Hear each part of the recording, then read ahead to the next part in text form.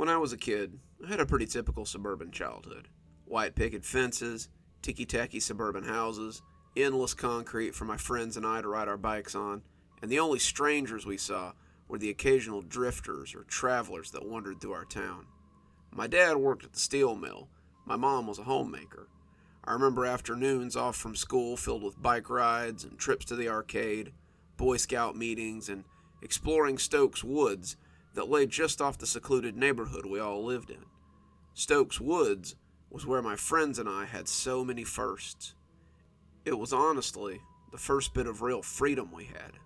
We spent summer days exploring, making maps and setting up camps that would be found later to our great amusement. It was our first brush with death, too, finding birds or animal carcasses on the trail. We poked at them with sticks and oohed at the bugs that crawled out. We never guessed that one day we might share their fate. I was in the woods the first time I swore, yelling, "Damn it!" as I skinned my knee when I was 8. I was in those woods the first time I saw a naked lady, the glossy pages of Terry's dad's Playboy gripped in my sweaty hand as we sat around the campfire when we were 11. It hosted my first camping trip. It was the first place I was allowed to camp alone. Well, with Terry and Reggie, but it was our first time out alone at night. It was also where we found the treehouse. The treehouse was a relic of kids gone by. It was in a big old tree set into a clearing, a fire pit dug in its shadow. It had a dumbwaiter to pull things up, and a rope ladder to climb up through a trapdoor. It was built in pieces. There was a wall inside with the signatures of kids who had added to it, complete with dates when they had completed them. When we came across it one afternoon, our 9-year-old eyes grew big with wonder. We knew we had found something special that day. Over the next few weeks, we replaced the rope ladder, cleaned out the fire pit, and replaced the dumbwaiter rope. We painted it too, finding some paint at the junkyard and painting the faded treasure in a wash of purple and brown and gold. We added a bike rack, again with the wood from the junkyard, and signed our names and dates on the wall when the project was done. The easy trip to and from the junkyard made me believe that the treehouse might have been constructed from the things they found there. We asked Old Man Macy, the caretaker, and he said that kids had been coming and going from the dump for years. He said every few years some kids would come along and take wood and pipes and things for special projects they did out in the woods. He was honestly glad they had been putting it to good use. We'd been playing and camping and using the treehouse for a couple of years when Terry suggested a Halloween sleepover. "It's on a Friday. We can camp out in the treehouse and eat candy and tell scary stories." I thought it sounded like a great idea, and my parents agreed. 3 kids alone in the woods may seem weird to some of you, but the town we lived in was pretty rural. Our town had a population of about 1,200, and crime was almost non-existent. Besides the odd traveler that sometimes blew through, you knew your neighbors pretty well. We had camped in the woods for the last 2 years, and the Boy Scouts had taught all of us how to camp safely and not burn down the woods. That night, we all hit the street as soon as the lamps came on. We set out with our pillowcases in hand and embarked on a sweet journey to collect the most candy. As always, we had a theme, and we were all dressed as the Avengers when we went out trick-or-treating. I was Hawkeye, bow slung over my shoulder, handmade costume and cheap mask covering my eyes. Reggie was the Hulk, body painted green and absurd rubber hands over his real ones. Terry was Captain America, his store-bought costume topped off by a trash can lid that he had painted a star on. We moved from house to house, striking poses and delighting adults as they filled our pillowcases with candy. By the time the porch lights started going out, we had bulging sacks ready to burst from all the candy we'd gotten. We stopped at our homes, dropping off a little excess candy and getting our camping stuff. We told our parents where we were going, and my mom kissed me goodnight and told me to come straight home if there was an emergency. And with that, we set off. We walked the familiar trails into the woods. Our backpacks were bulging with our candy sacks, and the night was lit by a full and ghostly moon. Terry and Reggie talked excitedly about the candy, wanting to tell ghost stories as we ate it. But I kept getting distracted. I could swear there was a noise out in the woods, a bird or a high-pitched wind. As we moved towards the treehouse, it seemed to follow us. The other 2 were oblivious, but the sounds made the hair on the back of my neck stand up. It came closer and closer, never quite reaching us, but seeming to pass us sometimes. I heard it behind us, heard it in front of us, and how the others could remain oblivious of it was beyond me. When the treehouse rose up to greet us, it was a real relief. In the light of the full moon, though, it looked ghostly and strange. I had thought the noise would cease to be an issue once we arrived, but it only seemed to get worse. As we loaded our bags on the dumbwaiter, I could swear the whistling still surrounded us. I rushed them a little, gaining some grumpy looks, but I wanted to be out of the woods and into the safety of the treehouse. Once we were safe inside, lanterns on and candy spilled on the floor, I began to feel at ease. This was our sanctuary. Nothing bad could happen to us here. We were children who had yet to experience loss or any real trauma. We were secure in our knowledge that our parents would still protect us from anything, no matter how bad it got. We were foolish, but children are supposed to be foolish, I guess. Reggie was halfway through one of his full-size candy bars the Hudsons had been passing out when Terry suggested we start the ghost stories. Terry loved scary stories, and he usually had a pretty good collection of them from the internet or wherever. Reggie pulled a beanbag chair over from the corner, and I dragged a camp chair over so I could join the group of lanterns. Typically, we would tell our stories around the fire pit, but I think we all sensed that tonight it would be better to be inside. Halloween was unique somehow.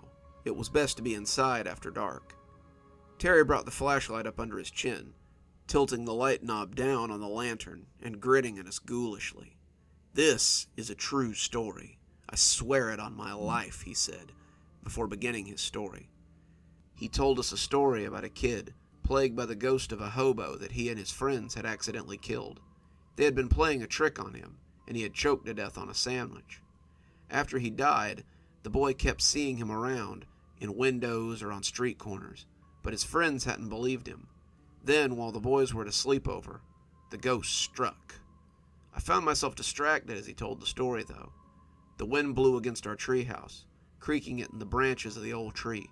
But beneath the wind, there was a weird sound. That same whistling was coming from outside, a high-pitched keening that was not altogether tuneless. As I listened to it, it almost seemed to move through the surrounding trees as Terry wove his tale. Terry came to the end of his story, and the boy's friends died badly. The boy escaped the sleepover and ran for his home. The ghostly hobo dogged his heels, screaming his name as he chased him through the quiet streets. But the boy had made it home and slammed the door in his rotting face. He had leaned against it, safe at last, but as the banging began, he remembered one important fact. His parents were gone, Terry said, grinning in the flashlight beam. He might have made it home, but he was still at the mercy of the ghostly apparition. Terry told us how the door had bowed inward, the ragged hands pushing the wood like wax paper, but I felt my attention dragged away again. I could still hear the whistling, closer now, and I could swear there was another noise too. Rustling leaves maybe, or leaves crackling underfoot. Was someone outside the treehouse? And as Patches pushed at his door, trying to catch him, the boy snuck out the window and disappeared into the night, never to be seen again. Terry seemed to notice then that I wasn't really paying attention. "Oh, come on. That was a great story." "Huh?" I asked. Oh yeah. Something was just distracting me outside." Reggie looked quizzically at me. What was it?" "I thought I heard someone outside moving around in the leaves." Terry turned to look at the bare window, and Reggie walked over to look out into the inky blackness. The moon cast an odd light over his face, but as he scanned the ground, it gave away no sudden surprise. He shrugged his already broad shoulders and returned to his beanbag chair. He reached for a candy bar and started unwrapping the silvery foil. "Nothing there," he said after Terry and I stared at him for a second. "Must have been the wind." Terry had begun another story about a shadowy creature that lived in a stairwell. As he laid out the narrative, though, I could hear the whistling again. It wormed into my consciousness, spinning through the trees outside like a drunken bird. I could hear the leaves crunching again, the wind making them rustle like skeletal wind chimes. And suddenly, I too wanted to go to the window and look out into the night. I was trying to listen to Terry's story, but the more I tried to pay attention to it, the more I heard the noises from below. Terry looked miffed when I interrupted his story to drag up the rope ladder. I latched the hatch and came back to find him with his arms crossed and an indignant look on his face. Think you can do a better story? Well then, hotshot, have at it. He tossed the flashlight at me, and I caught it by reflex. I thought about it for a minute, and realized I did have a story I could tell. Maybe by getting it out, I could alleviate the fear that had been consuming me. I was ruining my Halloween campout, and for what? Some noise outside the treehouse? It was probably just a raccoon or something that we had spooked when we arrived. My unease had given me the perfect story, though. So, these 3 kids were walking in the woods. They were going camping, and were going to a familiar spot in the woods to set up. They left their homes at dusk, wanting to camp out under the stars in just their sleeping bags. Their parents told them that if anything went wrong, they could come home and sleep there. But the boys had done this 100 times, and felt that they knew the woods like the back of their hand. They felt like nothing in the woods could surprise them. But they were wrong. Terry sneered, but he sat close to the lantern and listened nonetheless. Reggie opened another candy bar, the story drawing him in as the stories almost always did. Reggie didn't really seem to like scary things. He was kind of a fraidy cat, but he liked stories.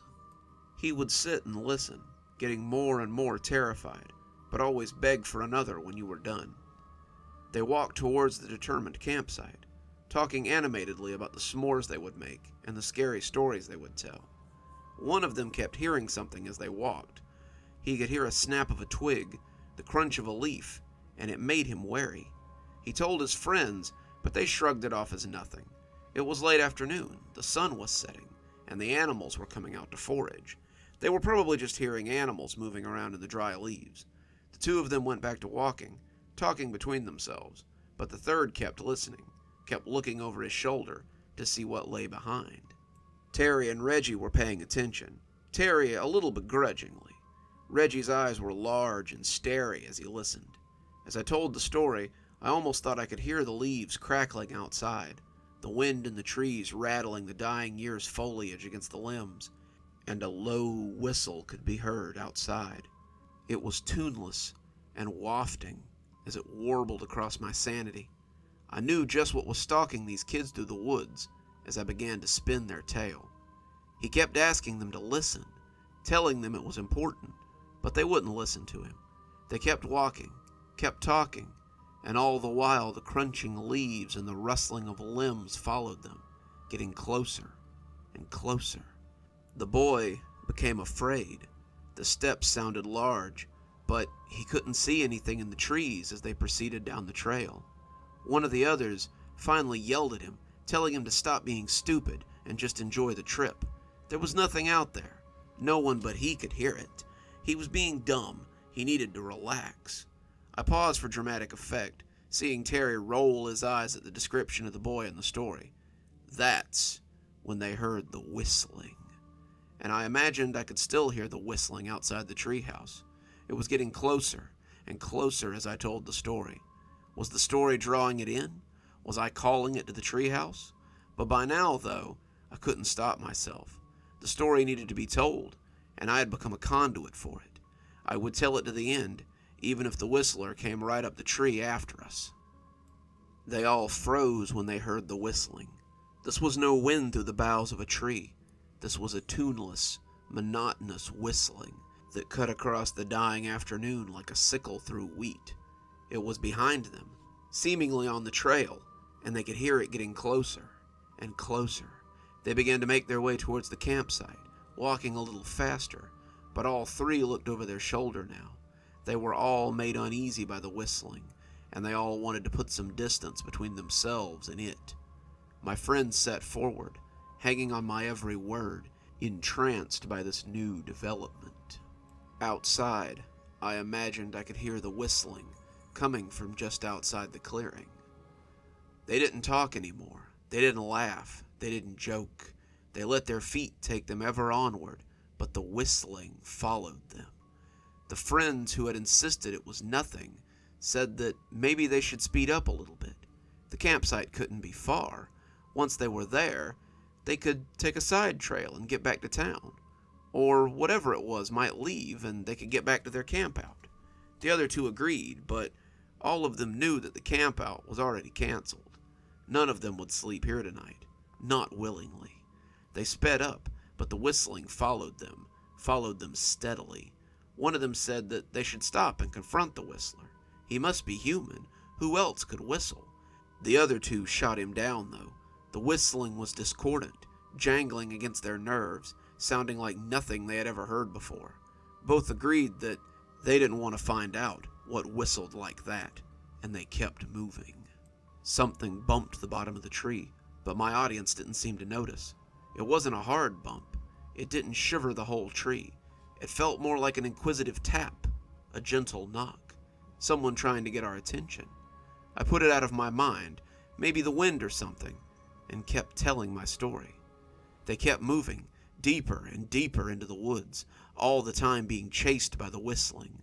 They broke into a run, the campsite still not coming into view, and still the whistling grew closer and louder. The whistling took on a life of its own, rising and falling in its chaotic tune as it became less and less discernible.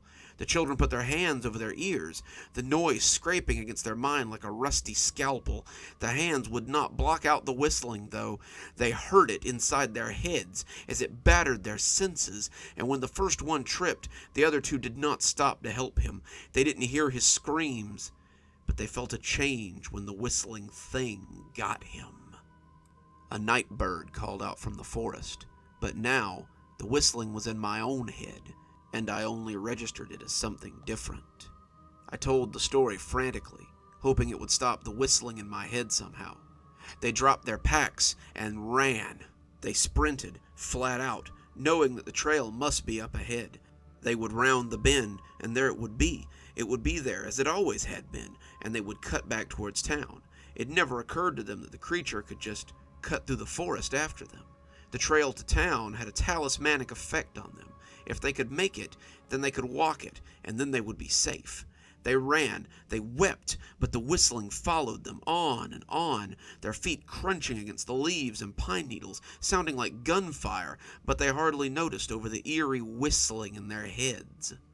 My two friends were leaning close now, the lantern making their faces look like jack-o'-lanterns as their eyes begged for the climax. And still, that whistling assaulted me, threatening to drive me mad. If they noticed it, they gave no indication. When the second boy fell, the first never noticed. He ran and ran, trying to outdistance the whistling, trying to get it out of his head, and when his friend was found, the whistling again took on a different note. The lone boy ran and ran, hoping to outdistance the crazed whistling, knowing that his fate would be the same as his friend's if it caught him. Some say he runs to this very day. Some say the whistling got him in the end. No one knows for sure. I heard the whistling abate a little. It didn't leave, but it did lighten slightly. I felt like crying as I came to the end of my story. Maybe I would be allowed to live where the boys had died. The search parties found their backpacks 2 days later, animals having worried at them to get at the food that was inside. They found the campsite bare, no fire having been lit in weeks. Of the boys, they found no sign. No trace was ever found. Not a scrap of clothes, not a footprint. They were never seen again, but the children in the area say that you can hear the whistling in the woods on quiet nights. On those nights, it's best to stay indoors. The whistling takes all who venture too close, and the whistling will haunt you for the rest of your life, however long that may be. That was when the whistling stopped. It stopped so abruptly that I wondered if it had ever been there at all. For a 10-year-old to question his mental stability was a strange feeling, but at that moment, I was just glad it had passed me by. The other two shook off their rapture, looking as though they had been hypnotized, and Terry blew out a long breath. Well, damn, that was a good story. I can't top that, and suddenly I'm feeling kind of tired. Yeah, Reggie said dreamily. Me too. Think maybe we should go to bed. I would have argued with them on most nights, but tonight I was as drained as the rest. We laid out our sleeping bags and burrowed down, dropping off quickly without the usual chatter that preceded it. I'd like to tell you that that's where the story ends. I wish I could, but that wouldn't be doing justice to the memory of my friends. I awoke in the wee hours of the morning when someone threw a pillow at me. It was not thrown playfully. The throw was hard, angry, and directed at my face.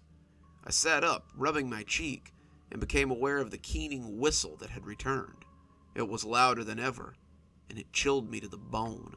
"For God's sake, stop it!" Terry yelled, staring daggers at me. "Your story was good. We all said so. But trying to scare us with that stupid whistling isn't funny." I heard someone crying and looked over to see Reggie in the corner with his hands against his face. The whistling was loud and discordant, just as I had described it in my story, and it appeared that I wasn't the only one that could hear it now. Terry looked madder than I had ever seen him, and Reggie was clearly terrified after the story I had spun. "It's not me, I swear," I told them.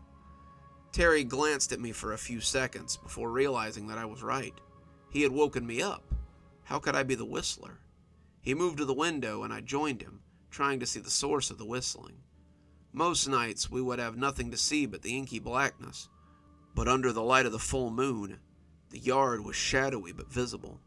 As we scanned the yard, we could see little. The fire pit below, the logs we sat at as we toasted our marshmallows and wieners, the woodpile we had tarped against the rain. I had almost decided to go check the other window when Terry gasped like a stepped-on cat. I looked and saw a man in a long cloak step out of the tree line. He was dressed in a dark gray coat, long and flowing like a trench coat, and a tall cowboy hat, making him look almost 7 feet tall as it poked towards the sky. The toes of his pointy boots poked from beneath the coat, and I thought they looked battered and scuffed even from here. The wind seemed loath to touch him, but by the way he pulled the cloak around him, you'd have thought he was freezing. I could see a pair of eyes reflecting the moonlight as they looked up at us, and decided that he must be wearing glasses. Of him, we could see very little under the cloak, but he made us uneasy. The whistling seemed to be coming from beneath the cloak, and when it stopped, he began to speak, and I wished for the whistling again. His voice was raspy, pinched, croaksome, a dead man's pleading last words. "It's so cold, boys. Might I take shelter in your treehouse for the night?" I shuddered, not knowing what to say. Somehow, though, Terry found his voice. "Go away. Our mother told us not to talk to strangers, and we don't know you." "Please, boys, kind boys. Didn't your mother teach you hospitality? Let an old man in out of the cold," he pleaded. "No," Terry said, and moved away from the window as though the man might somehow leap through it. The man didn't yell. He didn't plead. He just sat on the log beneath our tree and continued to whistle. The jagged cords wafted up into the treehouse, and I saw Terry shudder. He picked up a boot that had been part of my costume and went to the window to throw it at the man. Terry sent it sailing, but hissed when it didn't connect. He threw several other things at the whistler, but the old man never seemed to be where he was aiming. Terry cussed loudly, reaching for the lamp. I wrapped my arm around it, begging him not to. "It's all the light we have, Terry. Please." He tore it out of my hand, growling as it came free. He chucked it at the old man, the heavy plastic thing not even getting close to the target. It broke on the ground, shattering and fizzling with an electric pop. The inside of the treehouse was darker for its passing, the three of us now sitting in near darkness. The whistling went on, though. The man never seemed to run out of breath, and the shrill noise took its toll on all of us. Reggie began to rock in the corner, sobbing loudly as the man whistled and whistled below. Terry screamed at him from the window, his rage never ending, as I covered my ears and tried to keep the threads of my sanity together. It seemed to last for hours, for days, and as I sat with my eyes closed, I prayed it would end. When I heard the floorboards creak, I opened my eyes. It was Reggie standing by the window, his foot already on the ledge. "Reggie? What are you doing?" I breathed, half getting up. Reggie looked back at me, snot runners creeping down his face. His naked face looked tortured, tears cutting lines down his dirty cheeks, still streaked with green. He smiled gruesomely at me, as he framed himself in the window, and I didn't have to ask what he intended to do. I tried to stop him. I pulled myself up from the floor to go to him, but it was already too late. I just wanted to stop, he breathed, before throwing himself out the window. We never heard him hit the ground over the loud and terrible whistling. Terry stormed over to the hatch and had it unlatched before I could throw myself across it. "What are you doing?" "What do you think I'm doing? I'm gonna go do something about this guy." "He's an adult, Terry. You can't do anything to him." "Get out of my way. I'm going out there." "He's scary, Terry. You shouldn't go out there. You'll end up like Reggie. Terry kicked me, sending waves of pain through my guts, and I rolled off the trap door. I heard him throw it open and toss the ladder down, descending in a shriek of rage as he made his way towards the Whistler. As scared as it had made Reggie, the Whistler had made Terry a furious juggernaut. I drew myself up, my ribs hurting as I hobbled to the trap door. I looked down before closing it and gasped in horror against my throbbing chest. The man was at the bottom of the ladder. His face was still hidden by the coat, his eyes a glistening twosome amidst the swirling dark void, and I could see thick red fluid around the collar of that cloak. He was 2 rungs up the ladder, temporarily frozen by my gaze, and I slammed the hatch and threw the lock a second before he slammed into it. I crawled away from the hatch, seeing it buck wildly and hearing him scream at me to open it. He cussed and howled like an angry animal, wanting to get in, but stopped by the strong bolt that some past child had installed on the sturdy hatch. Maybe they had installed it to keep him out, I thought. My fear overtopped me at some point as I watched the door jump in its frame, and I must have passed out. When the banging woke me up, it was daylight, and I screamed loud enough to startle whoever was banging. "Easy, kid. It's Sheriff Blasky. Are you okay?" I dragged myself to the hatch, my ribs aching, and threw the bolt before falling back, panting. If it was the Whistler, I hoped he was quick at least. My ribs would turn out to be broken, and their healing would encompass 2 of the worst months of my life. Every time I breathed in, I was reminded of the Whistler and that last encounter with Terry. At that moment, though, I didn't care what happened. I just wanted it to end.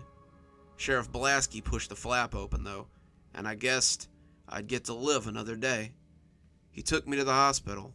He took me into the waiting arms of my parents, who pulled me into their warm embrace and threatened to never let me go.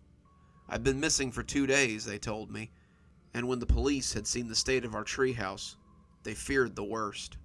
They never found any sign of Terry or Reggie. I told them what had happened.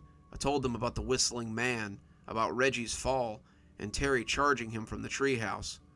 I told them about how I'd locked the trap door and passed out as I watched the man trying to batter his way in. They took my statement, searched those woods with officers and dogs and every able-bodied set of legs they could find in town, but they never found anything. Not a scrap of cloth, not a drop of blood. My friends were just gone.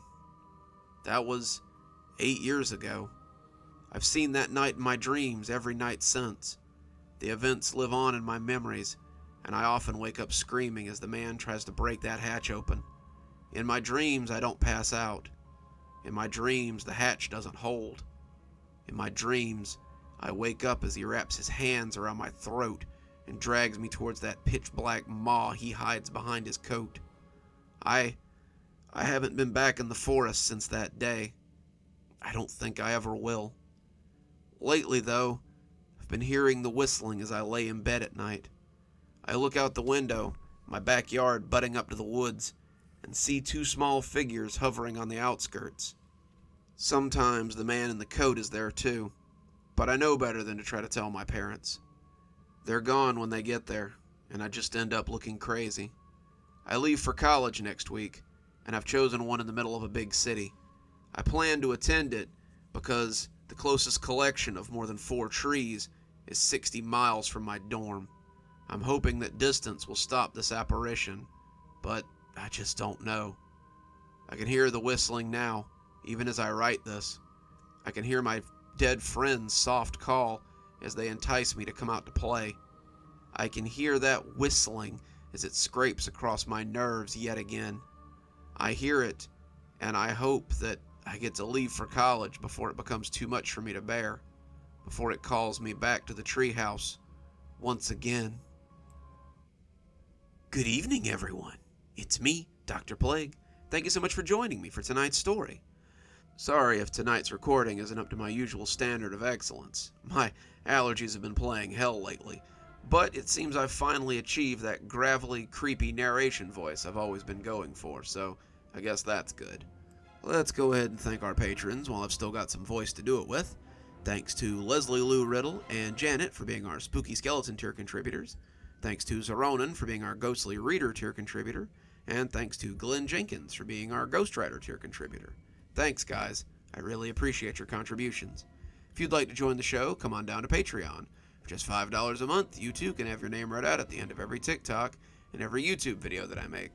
Patrons also get their videos a day early, so what are you waiting for? Come on down and see what all the fuss is about. And as always, thanks for stopping by. Dr. Plague, signing off. Have a wonderful evening.